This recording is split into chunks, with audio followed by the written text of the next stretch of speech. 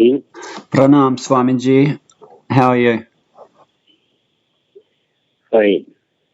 That's good, Swami. I'm just curious if you would have time to help me with an answer. I understand I haven't organised a time with you or anything, but I'm just up this late, so I thought I'd see if you have any availability.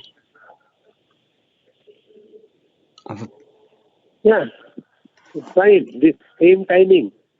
Same timing is okay for me.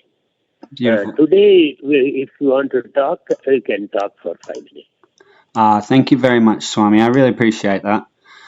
Swami, I've been studying your Vedanta for a while now, and I've come to understand that Avarana Shakti and Vikshepa Shakti are Maya's powers, and that Adhyasa is caused by the Avarana Shakti.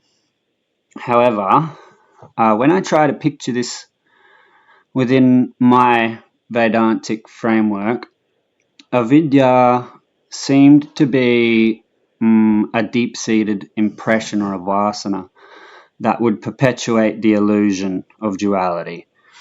But recently I've been engaging with a Shankara group online, and they've challenged my understanding, and they argued that I belong to a mulavidya interpretation, and they claimed that I'm not classical, and their position is that avidya is only a vritti in the mind, and that mulavidya is not taught by Shankara. While I understand their viewpoint, I believe that if later scholars introduced a concept of mulavidya, they must have had a valid reason to do so.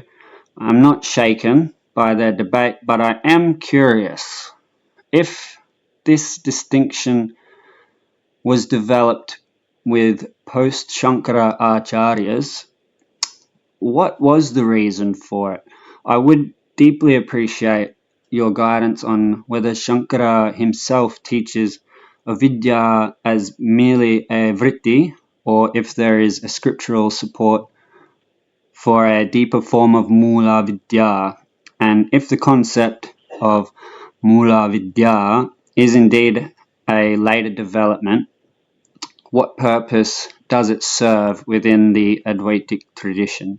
I hope I'm being polite with my question. You see, it is a too big a debate for me to give full clarity regarding that. I would like to tell only 1 or 2 points, and my suggestion will be to ignore that. And if anybody raises this topic, you can tell that within Advaita there are 2 schools. There is one school which refutes the Mula Vidya, but I belong to a school which accepts Mula Vidya. So there's Mula Vidya accepting school, Mula Vidya refuting school. It is 2 are there. This Mula Vidya refuting school started only very recently, within 50-60 years, by a Swami of Karnataka by name Satchidanandendra Saraswati. And when I came to know about it first time, I was also as disturbed as you were or you are. And I studied that, and I went through and I thought over and all those things, but I am not convinced of that school.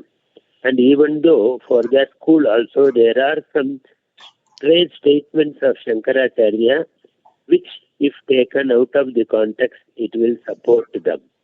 So there are statements, and they do hold on to that and they talk.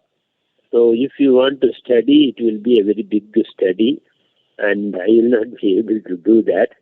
So my general suggestion is that you can let them have their view, and you have your view. I strongly accept Mula Vidya. And therefore, and Shankaracharya doesn't use the word Mula Vidya, but we have got enough references in support of that. Yes, I feel the same. Okay, well, I am a Mula Vidya too then. I couldn't really see a difference practically in collapsing to non-duality anyway. But Yeah, thank you, Swami. I So really appreciate it. one point I would like to add is that it is a highly technical and what you call subtle difference. But one silver lining is that even though these differences are there, it does not change the fundamental teaching of Vedanta. They also accept Brahma Satyam, Jagan Mithya and Devo Brahma Ivanapara, which is our ultimate thing. In that both of us agree, and therefore this disagreement need not bother us.